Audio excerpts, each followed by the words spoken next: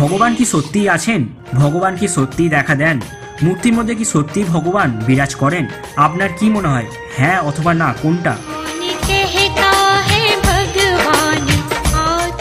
তবে আজ আমি আপনাদের যে মন্দিরে নিয়ে যাব, এই মন্দিরে বিরাজমান শ্রীকৃষ্ণ বৃন্দাবন থেকে পায়ে হেঁটে এসেছিলেন ওড়িশাতে। কোথায় রয়েছে এই মন্দির আর এই মন্দিরের ইতিহাসই বাকি জানতে হলে পুরো ভিডিওটা অবশ্যই দেখতে হবে। ঘুরবেন আপনি, ঘোরাবো আমি, আর আমার সাথে ঘুরতে হলে চ্যানেলটি অবশ্যই সাবস্ক্রাইব করবেন।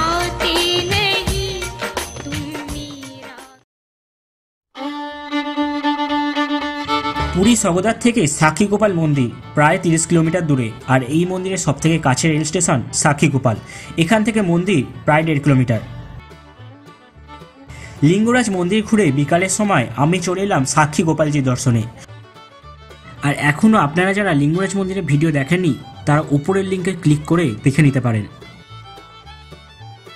আমি এখন আছি সাক্ষীগোপাল মন্দিরের সামনে, আর এই সাক্ষীগোপাল মন্দির হচ্ছে কৃষ্ণের মন্দির। ভেতরে কৃষ্ণ ঠাকুর আছেন।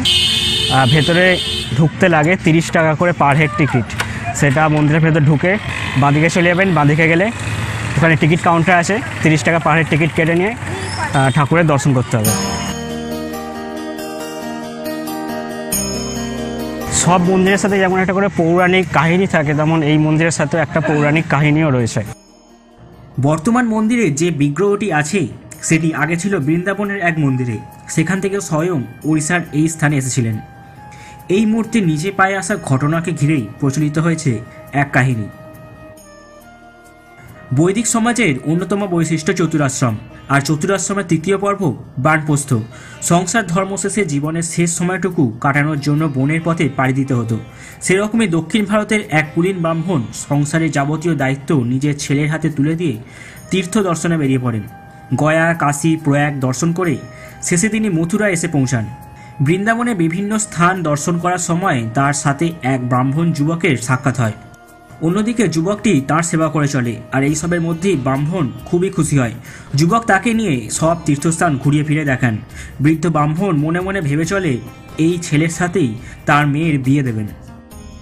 অন্যদিকে ব্রাহ্মণত্বের বিচারে সেই যুবক কুলীন ছিল না, আর নিজের মনে কথা সেই যুবককে বললে সে অসম্মতি জানায়।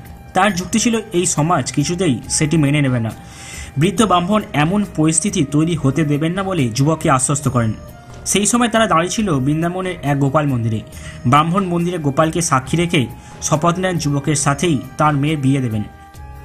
এরপর যে যার নিজের বাড়ি ফিরে যায়, কিন্তু সমস্যা শুরু হয় যুবকের পরিচয় জানার পরে। ব্রাহ্মণের পরিবার প্রত্যেকে ছিল তার বিরুদ্ধে।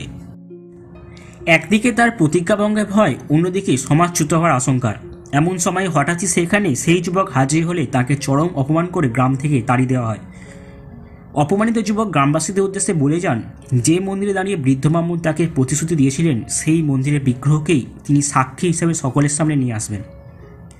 যুবক বৃন্দাবনের সেই মন্দিরে ফিরে গিয়ে আকুলভাবে দেবতাকে জানান তার সঙ্গে হওয়া অন্যায়ের কথা। সেই ডাকে সাড়াও দেন স্বয়ং গোপাল। যুবকের কথা মতোই পাথরের বিগ্রহরূপে তিনি সাক্ষী দিতে রওনা হন দক্ষিণ ভারতের গ্রামের উদ্দেশ্যে, তবে শর্ত সাপেক্ষ। শর্ত ছিল যাওয়ার পথে যুবক যেন পিছন ফিরে মূর্তির দিকে না দেখে। একবার পিছন ঘুরে তাকালেই গোপাল আর সামনের দিকে এগোবেন না।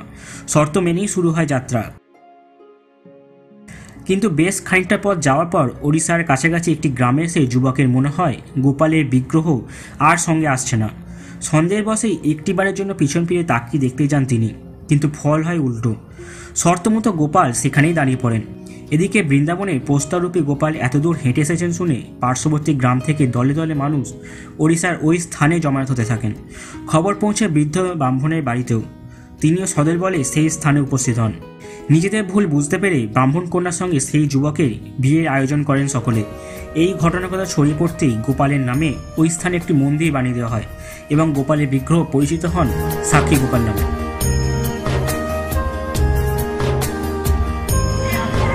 এখানে আমি সাক্ষীগোপাল মন্দিরে এসে দেখলাম প্রত্যেক কটা যেখানে বাছুর বা গরু বা ষাঁড় যা যা ঘুরে বেড়াচ্ছে সবারই কিন্তু একটা জিনিস কমন, সেটা হচ্ছে এই পিঠে,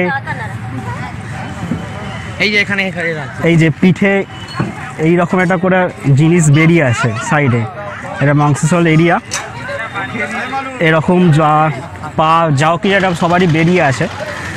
সেটা আমি দেখেছি একসাথে, তাও এক জায়গায় এতজনের নয়, এক এক জায়গায় একটা একটা করেই দেখা যায়, কিন্তু এইখানে প্রায় 100%-এর মধ্যে 90% গরু বা ষাঁড়ে এই রকম জিনিসটা আছে। এই মন্দির খোলা থাকে সকাল 6টা থেকে রাত্রি 9টা অবধি। আর সাক্ষী গোপালজিকে অন্নভোগের বদলে দেওয়া হয় গম বা ময়দা জাতীয় ভোগ। তবে ভিডিও শেষ করার আগে একটা বিষয় আপনাদের সবাইকে বলতে চাই যে মন্দিরের পাণ্ডাদের থেকে একটু সাবধান, কারণ আপনার ভক্তি বিশ্বাসকে হাতিয়ার করে ভগবানকে সাক্ষী রেখে বেশ কিছু টাকা দক্ষিণা স্বরূপ চাইতে পারে।